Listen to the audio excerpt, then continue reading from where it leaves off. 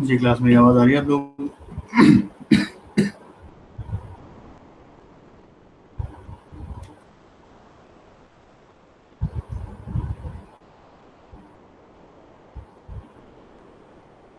Yes Sidra, Ahmad, मेरी class आवाज़ आ रही है आप लोगों को बेटा?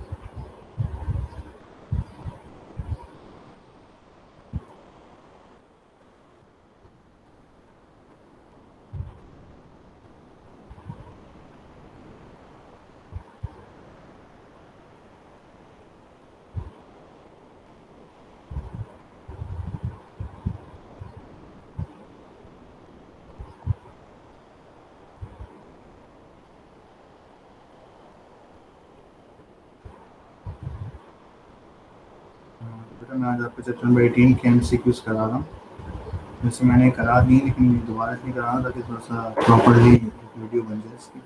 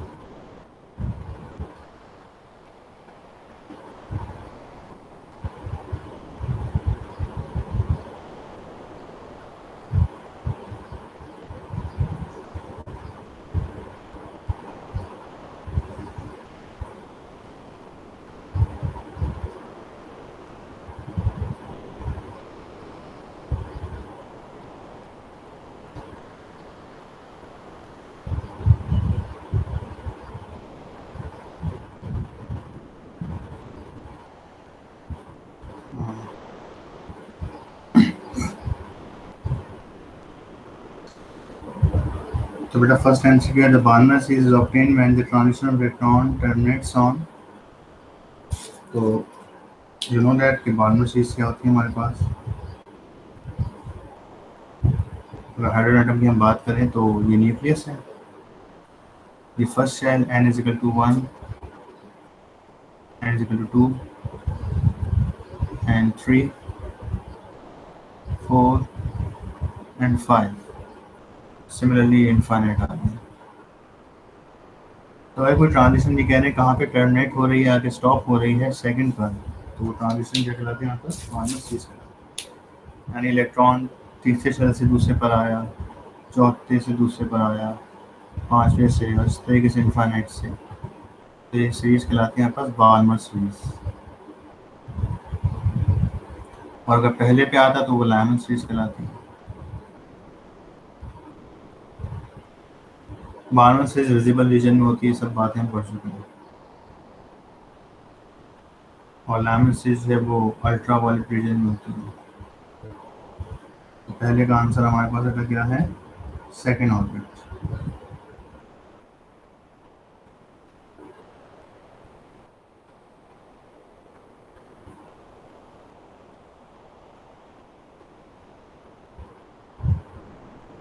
ठीक है। Laser is a device which produce intense beam, coherent beam, monochromatic beam, all of these. Laser intense beam भी होती है, कोहेरेंट भी होती है, मोनोक्रोमैटिक सिंगल वेवलेंथ भी होती है। तो ये सारे ऑप्शन लाए हुए हैं।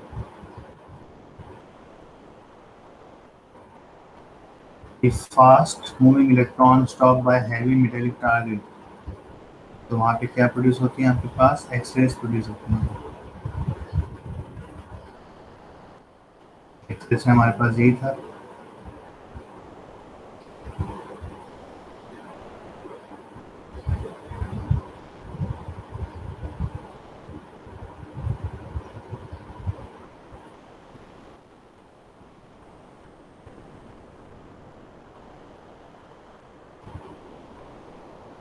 ठीक है, तो एक्सरे में ये डायग्राम नजर आती होगी आपको।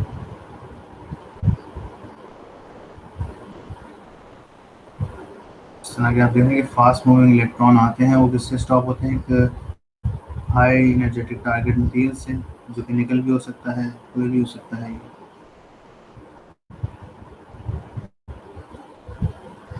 ठीक है।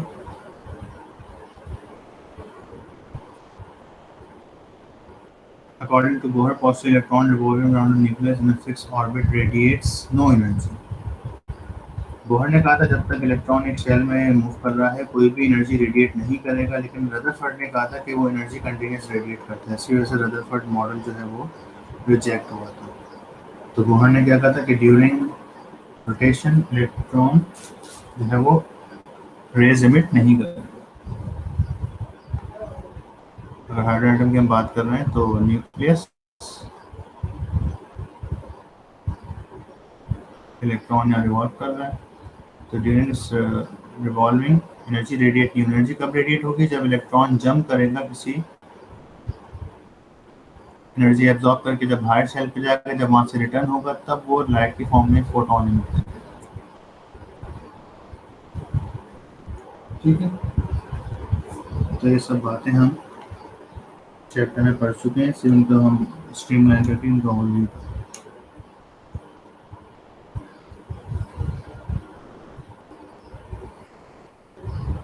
In hydrogen atom, Balmer sees lines are emitted as neutron fall from orbit having n is equal to 2. Balmer sees अभी हमने बताया आपको कि सेकंड शेल पे अगर इलेक्ट्रॉन फॉल करता है तो बाल्मर सीरीज कहलाती है।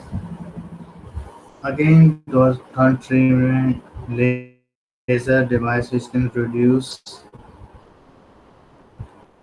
electron beam, coherent beam और न्यूट्रॉन बीम। तो इसका आंसर सिर्फ कोहेरेंट बीम है, ना वो इलेक्ट्रॉन बीम कहलाती है ना वो न्यूट्रॉन बीम कहलाती है।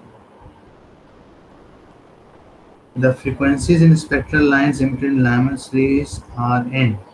Lyman series का भी हमने जिक्र किया था पहले, थोड़ी देर पहले। तो Lyman series अल्ट्रावायलेट रीजन में आती है।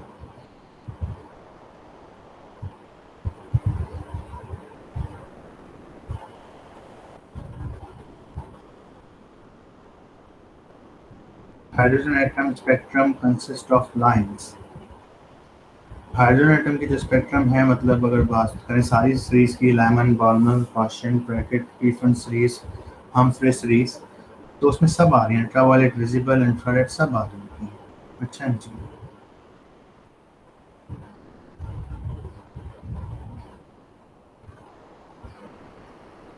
Bracket series of hydrogen atom, तो ब्रैकेट सीरीज किस में आ रही होती है? इंफ्रारेड रीजन में।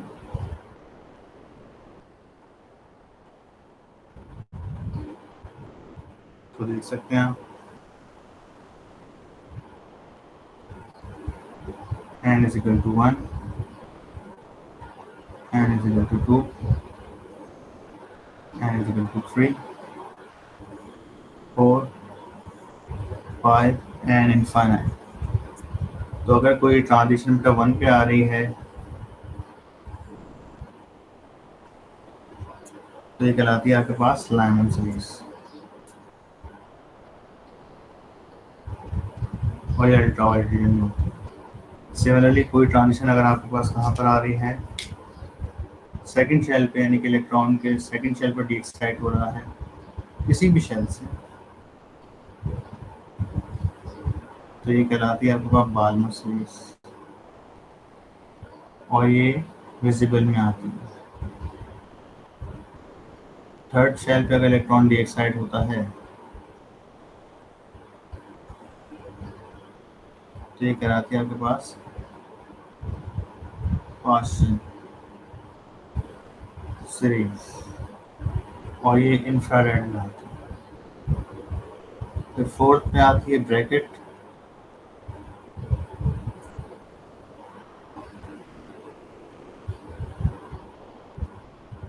ब्रैकेट आपके पास जो है वो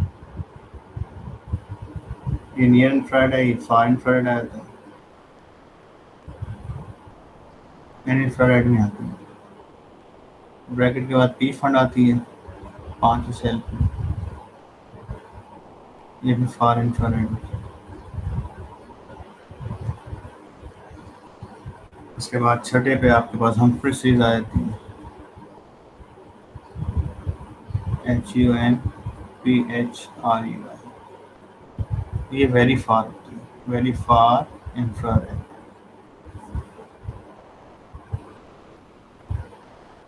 तो बहरहाल यहाँ पे ब्रैकेट सीरीज इंफ्रारेड में आ रही है हमारे पास। The wavelength of x ray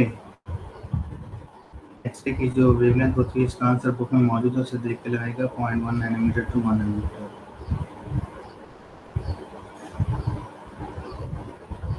laser produces electron beam, coherent beam, neutron beam, या भी रिपीट हुआ MCQ. Coherent beam,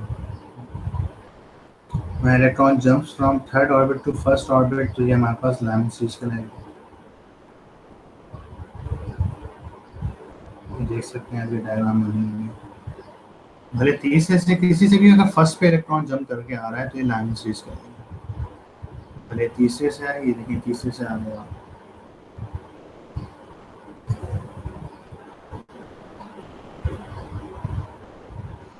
the life time of electron in excited state, तो एक्साइटेड स्टेट का मैंने आपको बताया था टाइम होता है कितना हमारे पास 10⁻⁻8 सेकेंड।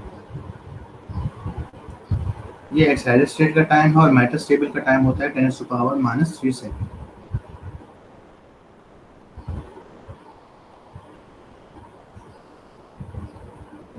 एक्साइटेड स्टेट क्या होती है हमारे पास, इस सीरीज को मैं रब कर रहा हूँ।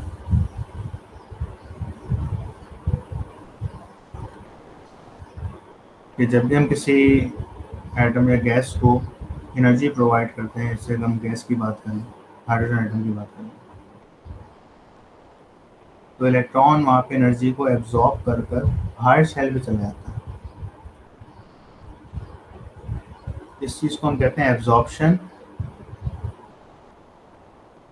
या एक्साइटेशन। अब यहाँ पे ये तो इसका जो पहला शेल है ये ग्राउंड स्टेट कहलाती है। ग्राउंड स्टेट के बाद जितने शेल्स आते हैं उन सबको हम एक्साइटेड स्टेट कहते हैं। तो इलेक्ट्रॉन यहाँ इस शेल में कितनी देर के लिए रहता है, 10⁻⁻8 सेकेंड के लिए रहता है। उसके बाद ये इलेक्ट्रॉन डी एक्साइट होता है, दोबारा अपने ओरिजिनल शेल के ऊपर आता है।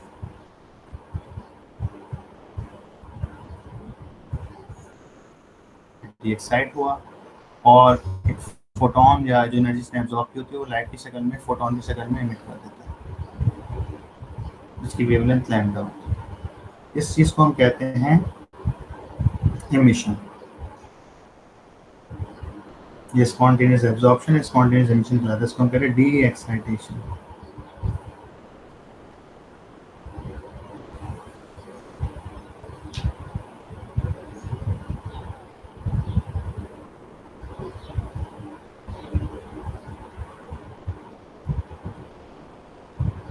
तो laser produces electron beam, neutron beam, coherent beam. दोबारा रिपीट हुआ 2014 में।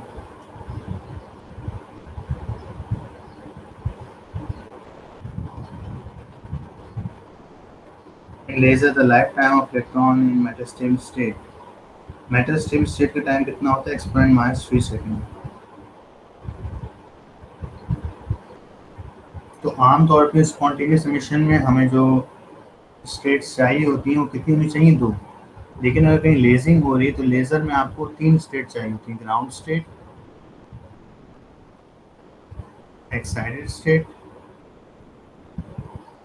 और ये होती है मेटास्टेबल स्टेट। तो मेटास्टेबल स्टेट ऐसी स्टेट होती है जिसमें एटम जो है, एक्साइटेड एटम 10⁻³ सेकेंड के लिए स्टे करता है और एक्साइटेड में 10⁻⁸ सेकेंड के लिए स्टे करता है। Keep in mind. Barnabas is operating when transition of electron terminates on second shell.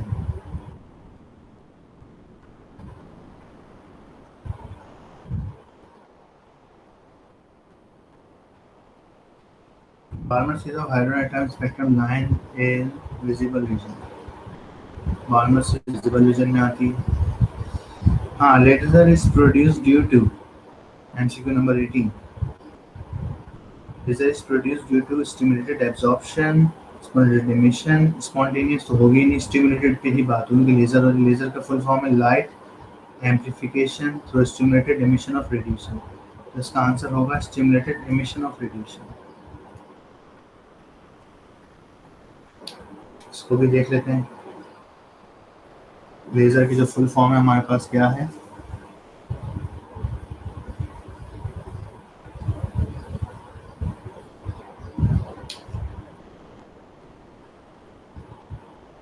Light amplification through stimulated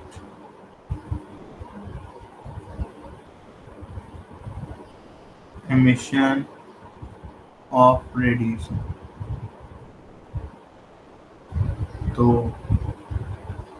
L A S E R ये बन जाता है laser. L A S E R इसकी full form ये है। तो यहाँ पे स्टिमुलेटेड इमिशन ऑफ रेडिएशन आ रहा है, तो laser means stimulated emission of radiation. In laser life time of metal stable state electron के मेटल स्टेबल स्टेट का टाइम कितना होता है? 10⁻³ सेकंड। पहले भी बात हो चुकी है। The number of energy levels required for producing laser 3 minimum 3 levels होने चाहिए अगर लेज़र प्रोड्यूस करना है। इसमें मैंने कल को SMG को देख लेते हैं। तो लेज़र में आम तौर पे हमारे पास जो स्पॉन्टेनियस एमिशन हो रहा होता है उसमें दो चीज़ें चाहिए होती हैं, ग्राउंड स्टेट और excited state. Electron D excite होता है और लाइट एमिट करता है, जो आमतौर पर हमें बल्ब से, घरों में बल्ब से, सेवर से, ट्यूबलाइट से जो लाइट मिलती है वो इस मैकेनिज्म से मिलती है। यहाँ पे फोटोन एमिट कर रहा है। लेकिन लेजिंग में 3 लेवल्स होने चाहिए। पहला ग्राउंड स्टेट, एक्साइटेड स्टेट और एक होता है मेटल स्टेबल स्टेट।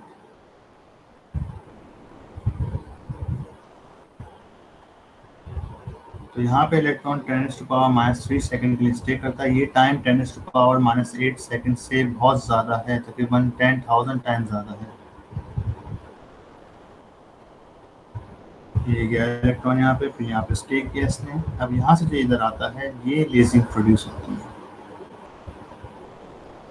तो लेज़र के लिए आपके पास मिनिमम 3 लेवल्स तो होने चाहिए और स्पॉन्टेनियस एमिशन के लिए यानी स्टिमुलेटेड एमिशन के लिए 3 लेवल्स होने चाहिए। स्पॉन्टेनियस एमिशन के लिए 2 लेवल्स भी काफ़ी है minimum.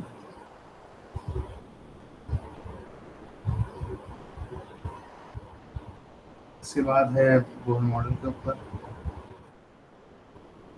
Electron can revolve in the nth orbit if its angular momentum is h cut ड्राग कांस्टेंट को कहते हैं। इसका आंसर है ये बोहर का सेकंड पोस्टुलेट है बोहर मॉडल का, उसको याद कर लेंगे।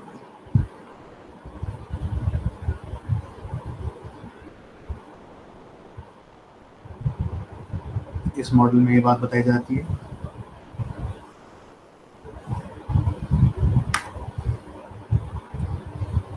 कि एंगुलर मोमेंटम जो है वो किसी भी शेल का है तो NH कट होना चाहिए और H कट बराबर होता है प्लांक कांस्टेंट डिवाइड बाय 2 पाई के।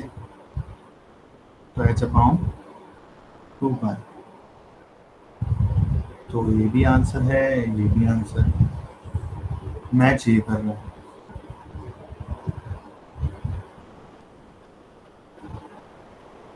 Lyman series found in ultraviolet region, MCQ number 22।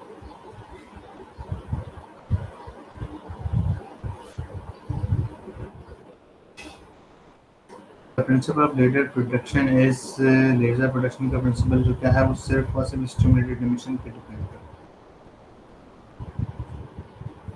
है। HNC the ratio of the radius of third orbit of hydrogen atom to the first orbit। इसका थोड़ा सा रफ वर्क आपको दिखाना पड़ेगा कि रेशियो निकालना है radius of third orbit to the radius of first orbit of hydrogen atom. देखते हैं क्या आंसर आता है इसका। सबसे पहले तो आपके जहन में रेडियस की क्वेश्चन होनी चाहिए। तो रेडियस ऑफ nth ऑर्बिट का फॉर्मूला क्या है? Radius of nth orbit hydrogen atom बेटा Rn बराबर होता है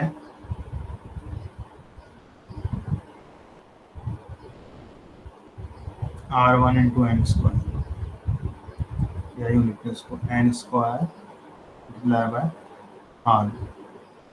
ये एन जो है वो इंडेक्स में है, ये एन पूरा वैल्यू में है, जिसमें R1 की वैल्यू होती है 0.53 एक्सपोनेंट -10 मीटर।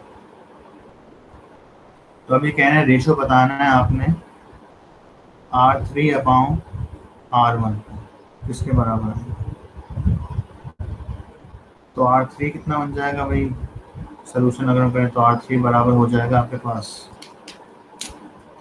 इस फॉर्मूले में रख दें, R3 बराबर हो जाएगा 3 स्क्वायर मल्टीप्लाई बाय R1, और R1 किसके बराबर रहेगा, R1 के बराबर रहेगा 1 स्क्वायर R1।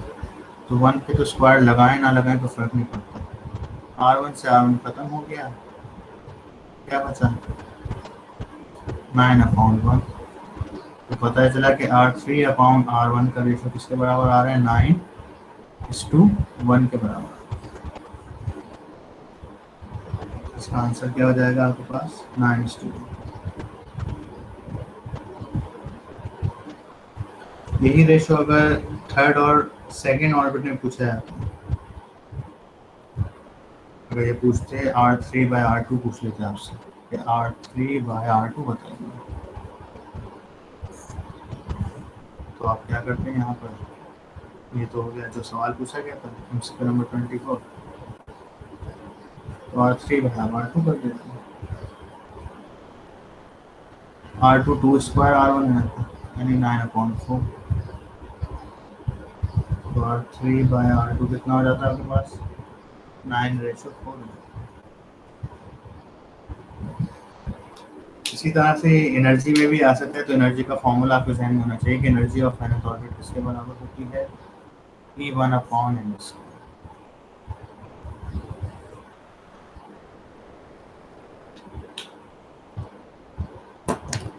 ठीक है, तो यहाँ पे आपके इस चैप्टर के जो है MCQs वाइंड अप हो जाते हैं, चैप्टर नंबर 18 के।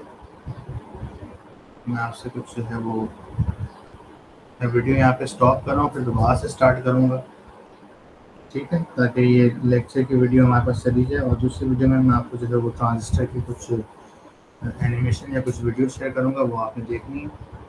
तो फिलहाल मैं रिकॉर्डिंग यहाँ पे स्टॉप कर रहा हूँ, लेक्चर हमारा ख़त्म नहीं हुआ है। ओके।